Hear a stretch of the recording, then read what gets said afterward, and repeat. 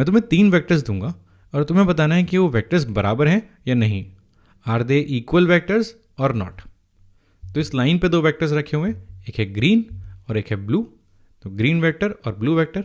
एक तीसरा वेक्टर है येलो वेक्टर, ये इसी लाइन के पैरेलल है या साइड में रखा हुआ है। इसका नाम देते हैं ए वेक्टर, बी वेक्टर और सी वेक्टर। अब इंफॉर्मेशन ये है कि ए, बी और C all 3 have the same magnitude, इनकी लेंथ बराबर है एंड द सेम डायरेक्शन। ये तीनों राइट साइड देख रहे हैं, all 3 of them have the same direction. अब ये बताना है क्या तीनों बराबर हैं या नहीं। सोचो इसके बारे में। ओके, तो इसका आंसर हाँ भी हो सकता है और ना भी। All 3 of them could be different as well. अब लग तो रहा है कि सेम है, बट ये डिफरेंट भी हो सकते हैं। अब ये डिपेंड करता है कि हमने इनको किस टाइप का वेक्टर माना हुआ है। टाइप्स ऑफ वेक्टर्स भी होते हैं। अगर हम इन तीनों को फिक्स्ड वेक्टर माने, और फिक्स वेक्टर क्या होते हैं, जिनके हमने स्टार्टिंग पॉइंट्स फिक्स कर दिए। तो ए का स्टार्टिंग पॉइंट यहाँ फिक्स कर दिया, बी का यहाँ फिक्स कर दिया और सी का यहाँ फिक्स कर दिया। ये यहाँ से हिल नहीं सकते। तो अगर ये तीनों फिक्स्ड वेक्टर्स हैं तो their starting points are fixed, तो ये हिल नहीं सकते। इसलिए हम बोलते हैं कि तीनों बराबर नहीं हैं, तीनों अलग अलग हैं। क्योंकि स्टार्टिंग पॉइंट्स अलग अलग हैं, इसलिए वेक्टर्स भी अलग अलग हैं। तो all 3 of them are different vectors अगर हम इन्हें फिक्स्ड वेक्टर माने तो। और एक दूसरी क्लास भी है, अगर हम इन्हें स्लाइडिंग वेक्टर्स माने। जैसे स्लाइडिंग वेक्टर्स नाम में ही लिखा हुआ है, अगर ए स्लाइड होके बी के पास चला जाए तो ए और बी बराबर हो जाएंगे। स्लाइडिंग वेक्टर्स वो होते हैं जो मूव कर सकते हैं एक फिक्स लाइन के अलॉन्ग।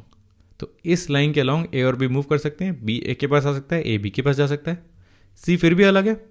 तो स्लाइडिंग वेक्टर वाले केस में अगर हमने इन्हें स्लाइडिंग वेक्टर्स मान लिया है तो ए और बी तो बराबर है, लेकिन सी अलग है। तो A vector equals to B vector is not equal to C vector. अब एक तीसरी कैटेगरी है, अगर हम इन्हें फ्री वेक्टर मानते हैं। और फ्री वेक्टर का मतलब है तुम इन्हें उठा सकते हो, उठा के इसके ऊपर रख सकते हो, इसको उठा के इसके ऊपर रख सकते हो। तो ज़रूरी नहीं है कि सेम लाइन पे ही लाया करें। तो जब हम इन्हें फ्री वेक्टर मानेंगे तब हम बोल सकते हैं कि all 3 of them are equal. तो फ्री वेक्टर वाले केस में A vector is equal to B vector is equal to C vector. अब स्कूल में मुझे सिर्फ फ्री वेक्टर के बारे में ही पढ़ाया गया था, मुझे पता ही नहीं था कि बाकी दोनों वेक्टर्स भी होते हैं, फिक्स वेक्टर भी होता है, स्लाइडिंग वेक्टर भी होता है। अब जब मुझे पता है कि 3 टाइप्स ऑफ वेक्टर्स होते हैं तो मैं बोल सकता हूँ कि ए, बी और सी बराबर हैं अगर हम इन्हें फ्री वेक्टर माने, और ये बिल्कुल अलग अलग हैं अगर हम इन्हें फिक्स्ड वेक्टर माने।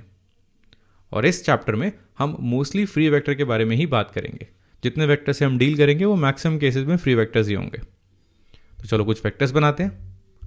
एक लाइन लेते हैं, ये लाइन एंडलेस है, लेफ्ट और राइट साइड चलती जा रही है, इसे हम बोलेंगे लाइन।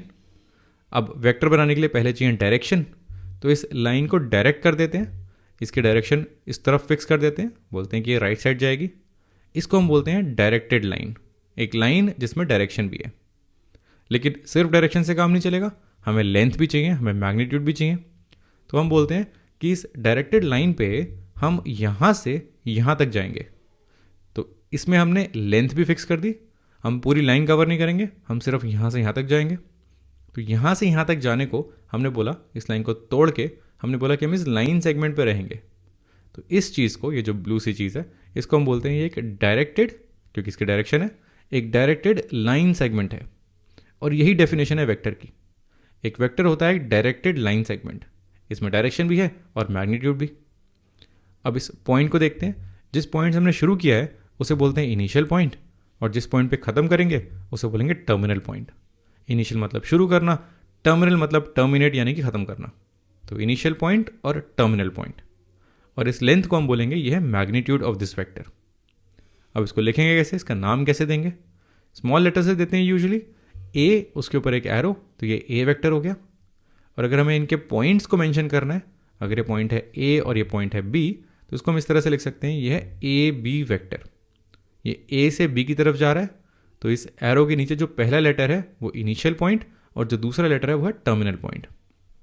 तो ए बी वेक्टर हो गया। इसके मैग्नीट्यूड के लिए हम मॉड लगा लेते हैं। ए बी वेक्टर का मॉड यानी कि magnitude of A B vector is equal to A vector का मॉड, अगर हमने इसको इस तरह से लिखा हुआ है। तो ये सब तो हो गया कुछ कीवर्ड्स वेक्टर्स को डिफाइन करने के लिए। अब वेक्टर्स की क्लासिफिकेशन करते हैं, कुछ टाइप्स ऑफ वेक्टर्स देखते हैं, कुछ एग्जांपल्स देखते हैं। तो ये लाइन है, इस पर कुछ वेक्टर्स रखते हैं, एक ग्रीन वेक्टर, एक छोटा ब्लू वेक्टर और एक बड़ा येलो वेक्टर। अगर इनके नाम दें तो ये है ए वेक्टर, बी वेक्टर और सी वेक्टर। अगर ए और सी की बात करें और मान लें कि इन दोनों की डायरेक्शन सेम है और मैग्नीट्यूड भी, ए वेक्टर और सी वेक्टर के डायरेक्शन भी सेम है और मैग्नीट्यूड भी, तो इस केस में हम इनको बोलते हैं ये इक्वल वेक्टर्स।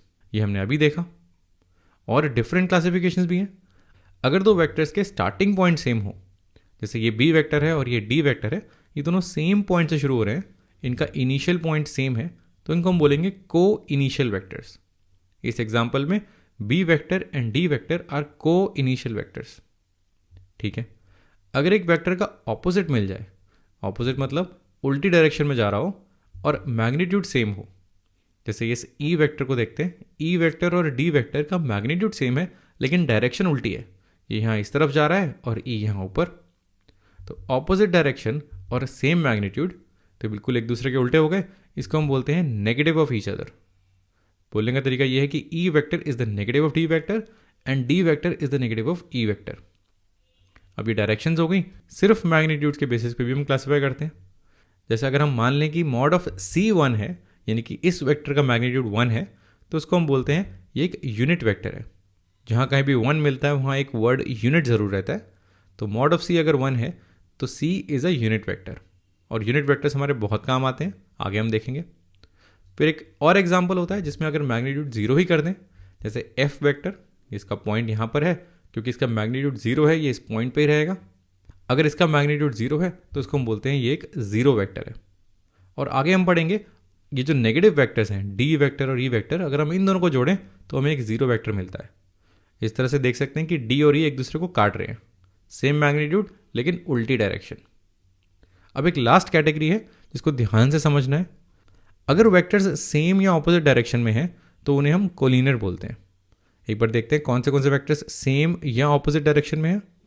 ए, बी और सी ये तीनों सेम डायरेक्शन में हैं, तो इनको हम बोलेंगे ये तीनों कोलिनियर वेक्टर्स हैं।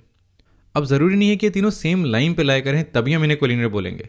अब तक हम ये पढ़ते आए हैं कि कोलिनियर का मतलब होता है कि सेम लाइन पे लाई करें, पर क्योंकि यहाँ पर हम फ्री वेक्टर्स की बात कर रहे हैं तो सी को हम कभी भी उठा के ए और बी वाली लाइन पर रख सकते हैं। इसीलिए बस डायरेक्शन सेम होना ज़रूरी है, सेम या ऑपोजिट होना ज़रूरी है for these vectors to be collinear. और कोई एग्जाम्पल मिल रहा है कोलिनियर का? बिल्कुल, इस डी और ई को देखो, डायरेक्शन उल्टी है, लेकिन अगर एक लाइन बनाई जाए जिससे डी पास कर रहा है तो उसी लाइन पे ई को भी रख सकते हैं। तो डी और ई क्योंकि ऑपोजिट डायरेक्शन है, ये भी कोलिनियर हुए। तो ये तीनों कोलिनियर हैं, ए, बी और सी, और ये दोनों भी कोलिनियर हैं, डी और ई। तो यहाँ लिख लेते हैं D and E R also collinear. अब थोड़ी प्रैक्टिस कर लेते हैं। 5 स्टेटमेंट्स रखते हैं यहाँ पर और तुम्हें बताना है कि वो स्टेटमेंट्स ट्रू हैं या फॉल्स। तो ये 1, 2, 3, 4, 5 ये 5 स्टेटमेंट्स हैं। एक बार वीडियो पॉज करो, इन स्टेटमेंट्स को पढ़ो और सोचो क्या ये स्टेटमेंट्स ट्रू होंगी या false. Okay, step by step करते हैं। ए एंड माइनस ए ये दोनों वेक्टर्स जो हैं आर कोलिनियर। अब ये दोनों नेगेटिव वेक्टर्स हैं, एक दूसरे के नेगेटिव हैं। इसको अगर बनाएं तो एक वेक्टर ये हो जाएगा और दूसरा इसकी ऑपोजिट डायरेक्शन में जाएगा। अब ये दोनों वेक्टर्स कोलिनियर हैं, ये हमने अभी देखा है। सेम और ऑपोजिट डायरेक्शन होनी चाहिए, तो yes this is true. 2 collinear vectors are always equal in magnitude. 2 vectors अगर कोलिनियर हैं तो उनका मैग्नीट्यूड भी बराबर होगा। कोलिनियर का मतलब है डायरेक्शन की बात हो रही है, तो डायरेक्शन बराबर होने से या डायरेक्शन सेम होने से मैग्नीट्यूड का कोई लेना देना नहीं है, तो स्टेटमेंट गलत है। एग्जाम्पल ये देखते हैं, ब्लू वेक्टर, ब्लू और रेड वेक्टर ये कोलिनियर है, सेम डायरेक्शन में जा रहे हैं, लेकिन इनके मैग्नीट्यूड अलग अलग है। ये छोटा है और ये बड़ा है, तो 2 collinear vectors are always equal in magnitude, ये गलत है। 2 equal vectors have equal magnitude. 2 vectors बराबर हैं तो उनका मैग्नीट्यूड भी बराबर होगा। हाँ, ये बात सही है। एग्जाम्पल ब्लू और येलो ये दोनों मैग्नीट्यूड में भी सेम है और डायरेक्शन में भी। इनके मैग्नीट्यूड बराबर और डायरेक्शन बराबर, तभी तो हम इन्हें इक्वल बोल रहे हैं, which means this statement is true. ये सही बात है। 2 vectors with equal magnitude are collinear. 2 vectors जिनका मैग्नीट्यूड सेम है वो कोलिनियर भी होंगे। अगेन सेम प्रॉब्लम, अगर मैग्नीट्यूड सेम है उसका डायरेक्शन से क्या लेने देना। एग्जाम्पल देखते हैं, ये जो पिंक वेक्टर है इसका और येलो वेक्टर का मैग्नीट्यूड सेम है, लेंथ बराबर है, लेकिन डायरेक्शन बिल्कुल अलग अलग है। ये दोनों कोलिनियर नहीं है, तो ये स्टेटमेंट गलत हो गई। अब last statement, 2 collinear vectors with same magnitude are equal. अब सुनने में अगर जल्दबाजी करें तो ये स्टेटमेंट सही लग रही है, डायरेक्शन सेम है कोलिनियर और मैग्नीट्यूड सेम है तो इक्वल ही होंगे। लेकिन यहाँ पर ध्यान देने वाली बात यह है कि कोलिनियर बोला है, सेम डायरेक्शन नहीं बोला। कोलिनियर के लिए हमें ऑपोजिट डायरेक्शन भी चलती है। एग्जाम्पल, अगर ये वेक्टर नीचे जा रहा है, इसी का सेम मैग्नीट्यूड वाला वेक्टर अगर ऊपर जा रहा हो, एक नेगेटिव वेक्टर ले ले, तो ये दोनों कोलिनियर हो गए और इनका मैग्नीट्यूड भी बराबर हो गया। तो ये कोलिनियर है, इनका मैग्नीट्यूड सेम है, लेकिन ये नेगेटिव हैं, ये इक्वल नहीं है। तो ये होने के बाद भी हमारे पास इक्वल वेक्टर हो, इसकी गारंटी नहीं है। तो दिस स्टेटमेंट इज फॉल्स। इस केस में हमें इक्वल नहीं नेगेटिव वेक्टर्स मिल रहे हैं।